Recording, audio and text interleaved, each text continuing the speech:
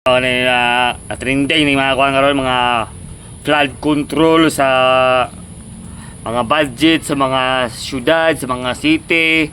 Kaya ang mga gobernador, mga kurakot ni mga gobernador, diri sa Pilipinas. Ini dahil mga tulay na inahugno tulay.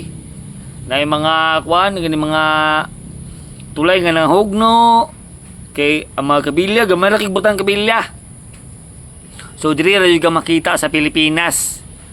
So yung Pilipinas is grabe, top 1 corrupted in the world ning Pilipinas. Kurakot ini sila mga funding. Pag ako yung presidente sa Pilipinas, tanggal lahat ang mga kurakot, yung mga engineer, mga gobernador, mga mayor, tanggal lahat yan. Tanggalin ko talaga yan sila. Pag tatakbo ako ng presidente sa Pilipinas, tanggalin ko lahat ng mga kurakot. Tanggalin ko lahat ng mga kurakot sa Pilipinas talaga. Tanggalin ko lahat ng mga kurakot sa Pilipinas. Walang matitirang kurakot dito sa Pilipinas. Tanggalin ko lahat. Para yung mga kasada, matibay yung mga kasada. Tapos pag may magic, punta ako, i-check ko talaga yung yung ginagawa nila, kung anong ginagawa nila sa putang ina yan. Naguguluhan ako sa Pilipinas. Ang mahal ng tax, sobrang mahal ng tax. Sobrang mahal ang bilihin.